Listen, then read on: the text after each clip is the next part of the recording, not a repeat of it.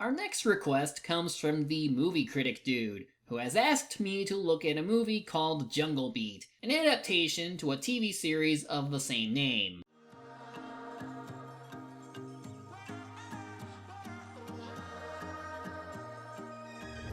Walking through the shadows, out here. Jungle Beat is a long-running animated series created by Brent Dawes of Sunrise Productions, a South African animation studio.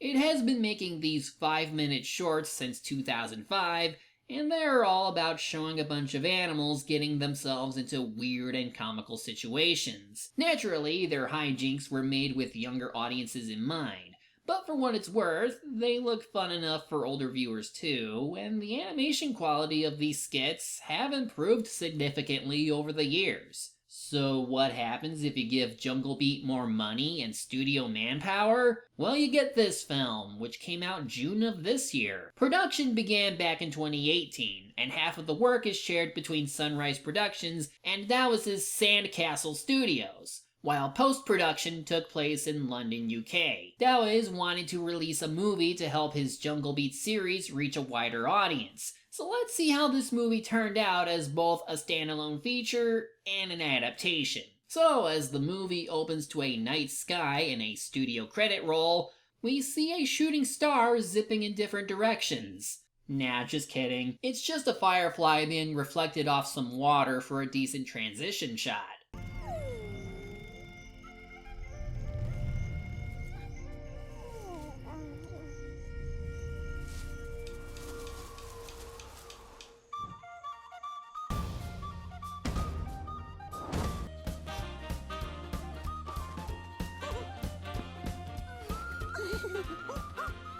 Now at first, the movie imitates the shorts by having animals do some funny stuff without having to talk. Animation quality also took a nice bump up, about on par with current N-Wave picture stuff, but then after about 2 minutes of these shenanigans, the big change happens. Oh man, there's none left for me! What was that? Talking? I can't talk! Okay, I didn't see that coming. So what follows is a bit where some of our animal characters lampshade the fact that they don't usually talk, since the TV series mostly consists of animals grunting and mime work. This self-aware humor is admittingly amusing, but our animal friends then get interrupted when the elephant, who would later be named Trunk, hears somebody crying inside this bush. What are you then? I can't tell you. You'll freak out. No! We really won't.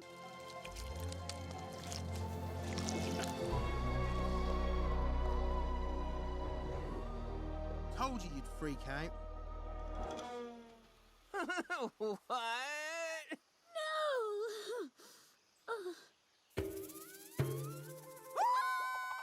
So much for not freaking out. So this strange blob-like creature is Philippe, an alien who has a device that is responsible for everyone's newfound speech abilities. So this leads to the monkey character, who would later be called Monkey, testing out the device on other animals. They don't really react, since they sound accustomed to it already. But what's really weird are the ostrich eggs talking.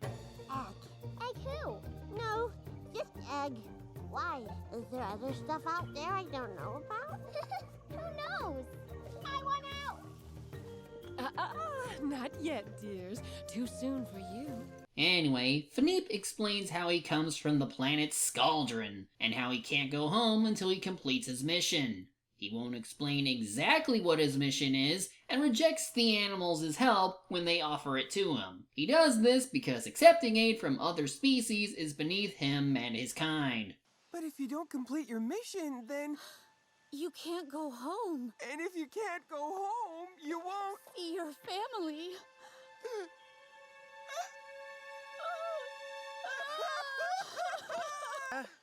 Chin up. But you can't go home and it's so far away.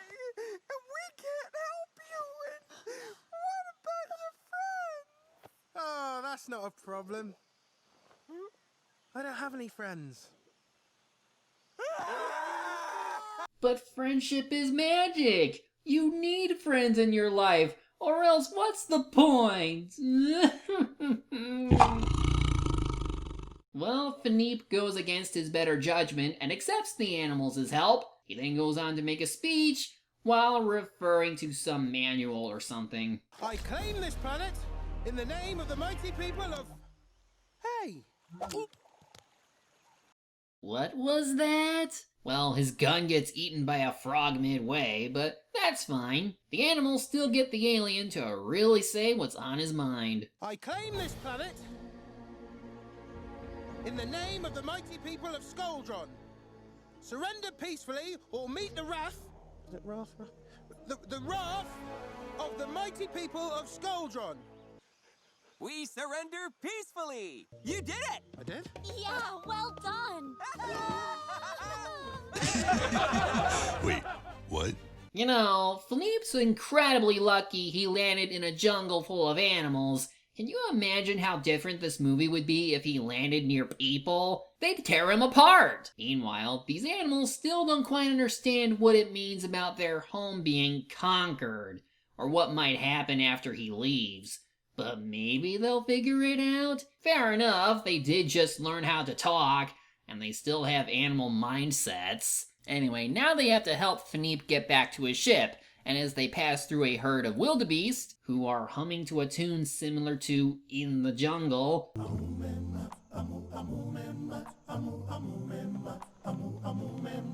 Trunk ends up saying this. It's like a backing track for our triumphant new leader.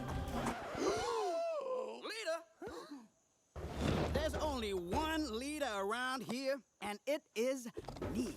Well, good thing they didn't bring in Eddie Murphy for this. Come to think of it, I don't recognize any of the voice actors in this movie, save for Monkey's actor, David Menken, who voices Malos in Xenoblade Chronicles 2. So the wildebeest leader, with no name, gets into an argument with Philippe over who the leader of the jungle is. What started as some juvenile back and forth comes out somewhat amusing. Am2. Am2. That's a good one. I didn't see that coming. Try saying, or not again. Brilliant, brilliant. Yeah, okay. Are not. Am2. Double repeat. He went with the double repeat. Monkey and company wisely start backing off, but now the wildebeest block their path. But that's okay. Philippe phases through them because he's had enough of this. The wildebeest leader still insists that he's the leader around here, but Philippe gives a decent counter speech after fiddling around with his voice pitch. It's not because you can sing high that the others follow you. It's because you love what you do. I do love singing. And they love singing with you because you love it. Not because you say you can do it or tell them to do it, because you just do it. I concede. You're a better singer than me. That's true. But I did conquer the planet, so I'd really like to keep moving along now. Anyway, new problems arise when Trunk, wanting to troll the wildebeest with Monkey, tells them to go stampede! Does this lead to something? Not yet, as we get more padding when an ostrich egg rolls underneath Trunk, and after seemingly being crushed, it hatches. I'm a bird! Yes! I can fly! Oh, Awesome! Oh, baby. You can't fly. You're kidding! Then what are these for? I think they're for this.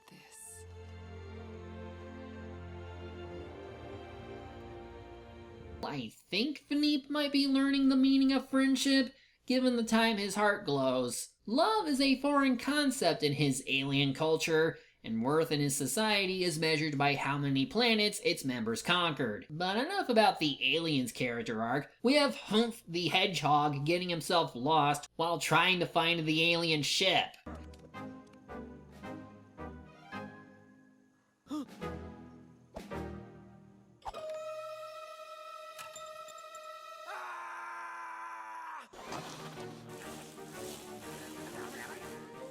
Anyway, do you remember how Trunk wanted the wildebeest to stampede? Well, they're doing it now, and Philippe refuses help from the other animals when he gets caught in it. Hell, he's pretty nonchalant about the whole thing. Not without you! Why won't you just let me be? Because we're your friends! Just to confirm, I'm still the lead singer, right? Yes, you are. That was a bit anticlimactic. Back with Humph, he finally gets to the ship and gets himself zapped by a shiny electrical cord that he was attracted to. This leads to a message given by Philippe's superior, Grogan. Is it going to be, Philippe? The transporters are ready. Once you have conquered the planet, we will initiate the removal of the Earth creatures. Yeah, good luck with that. There are more than just animals on this planet, you know. And Humph does know what being removed means. But before he can warn the others, he gets himself stuck. Again. Otherwise, Philippe walks the lonely mile.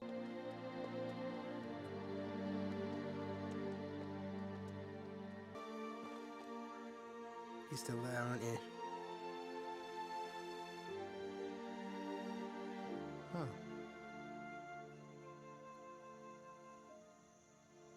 It's very lonely being alone. We'll stay with you until you feel better. Now we're at that point in the movie where we're just waiting around for the alien invasion to happen. This is a problem since there's still plenty of time to go, and they're going about it rather slowly. And I can't believe I'm about to give props to Dougal, aka the Magic Roundabout, but at least they tried to instill tension to keep the audience invested until the next act. Here, we're just waiting for things to happen. And the only real character building we have so far comes from Philippe. It's a straightforward arc about an alien unlearning the cultural assumptions he had from his own world and finding out what he really wants out of his life. The lesson is fine, especially for a work targeted at children, but it's nothing worth writing home about. At any rate, Philippe starts feeling guilty about what he's going to do to his newfound companions, so he decides to leave before he gets to see the consequences of his actions. He successfully locates his ship, but then fumbles around trying to figure out how to use the homing beacon. Step 1. Ask yourself if you really want to use the homing beacon. Yes, I really want to use the homing beacon. Step 2. Repeat step 1 just to be sure. Oh, come on. To activate the homing beacon, press the big red button. That's it. That. Nothing else. Just press the... 60 points! 60 points to tell me to press a button! 60 points to tell me to push a button! The animals then try looking for him, only to bump into Humph. The hedgehog then tries to warn them, but can't verbally communicate since they are all far away from the alien's language device. A detailed drawing of their impending doom doesn't seem to do the trick, and now we finally witness the arrival of the alien fleet headed by Grogan, a pompous general who's also Philippe's father. So, Philippe, you've finally done it, have you? Conquered a planet. I must say, I didn't think you had it in you. Why haven't you launched your star yet? This is no time to be bashful. Launch your star to prove that you've conquered this planet, so we can gather your captives and take them back to Skaldron. Could be worse. He could be childish and annoying like some other villains. Philippe then steps in to try calling off the attack. He claims that he used the homing beacon as an SOS signal, which backfires on him since using the device as such reflects poorly on him and his father. So now Philippe's gotta think up something else, or else Grogan is gonna claim the planet himself. You don't understand. These creatures are more powerful than you can imagine. Not more powerful than this. They eat those and shoot them out of their mouths. But it's new. And there's one that's just a fury ball of razor-sharp spikes. Another possesses the power to suck the life right out of you without even touching you. I don't do that, do I? And one's an unstoppable force. A giant creature with a horn on its face. On its face. Yes. Able to crush anything in its path! Another one so furry and with a tail so... Furry? And a tail? Yes! That does what? Nothing really, actually. He's not so scary. Well, it worked. But now he can't go home, and now he has to go conquer another planet and be eternally shamed and tormented until he succeeds. But as the alien fleet decides on where to send Fneep, we see the animals sneaking aboard the ship to help him out. They want to help him to return home as a hero, so they pretend to be his captives in front of Gorgon, and claim that his son really did conquer their planet. The ploy works for a bit, and Fneep could even free them from captivity since he's the boss. But Grogan tells his son that unless he raises his star high on the Earth to show that he took over the planet, it means nothing. He points his big-ass gun toward the animals, and it leads to an action scene. Don't press...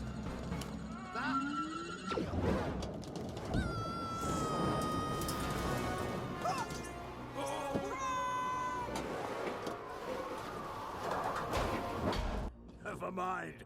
I have mine right here. We wouldn't want this planet to go unclaimed now, would we? Hey, what a... That's right. Furry and with a tail. Honestly, this is the most entertaining part of the movie. Too bad we had to wait over an hour to get to it. Eventually, Grogan's star falls off the ship, so he has to go after it with a jetpack. Mid-air struggle ensues.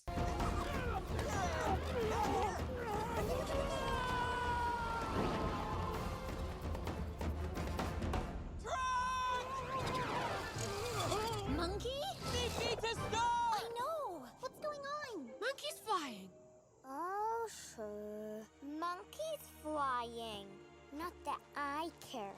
I get to crawl in the depths of despair and disappointment for the rest of my life.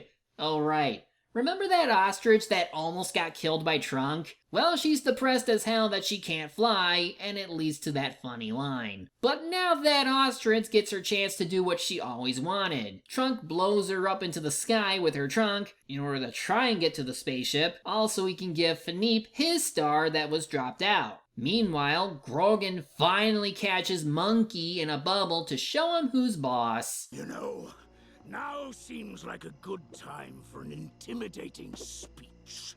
Something to put the fear of Skaldron into you.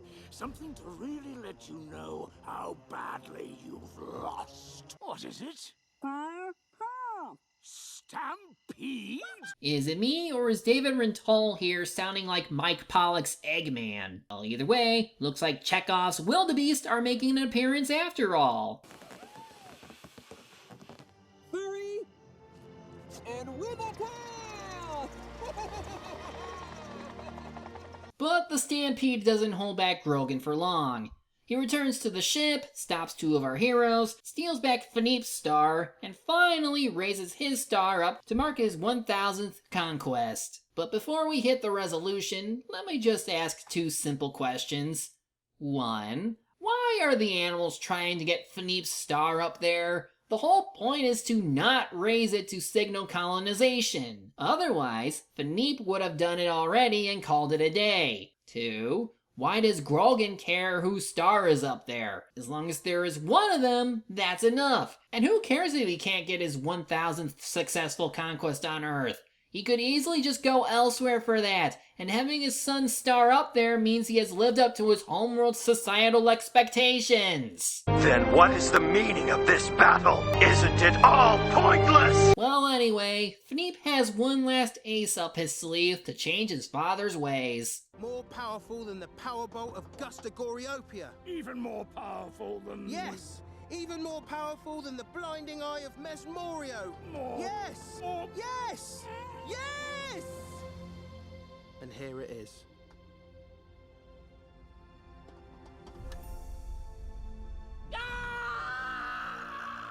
Hugs! Their one weakness!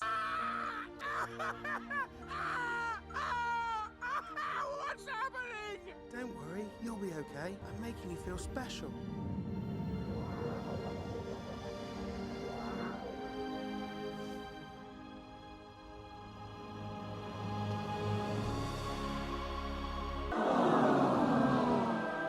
shoot me. I feel... Warm and fuzzy? yes. Special? Yes! You must all feel this!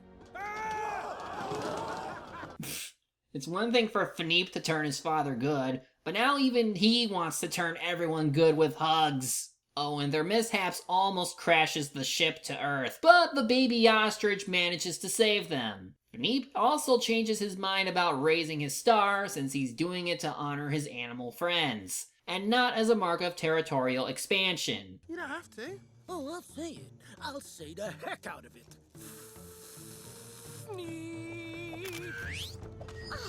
Was I blinking? I think I blinked.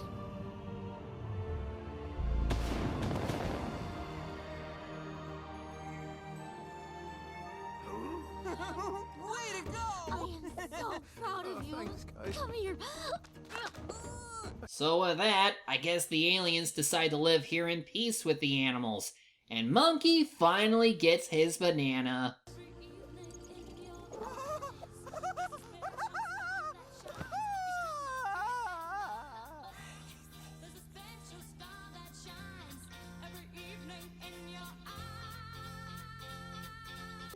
Not gonna lie, the Jungle Beat movie is nothing special, but it's at least a step up from the freaking Norm movies. There is a consistency with the sort of humor involving the animals, and the story feels right at home with the continuity of the TV series, which is just about said animals getting into all sorts of wacky hijinks. The voice and dialogue was alright, and the animation can be pretty striking in certain shots. But having an hour's worth of dead air is inexcusable, and just saying that its humor doesn't rely on potty jokes or pop culture references is a very low bar to clear.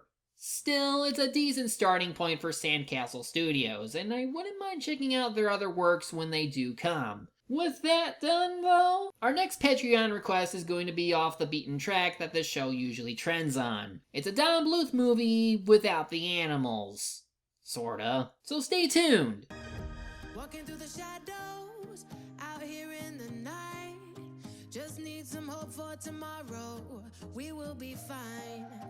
In the middle of the valley, when you're looking for light.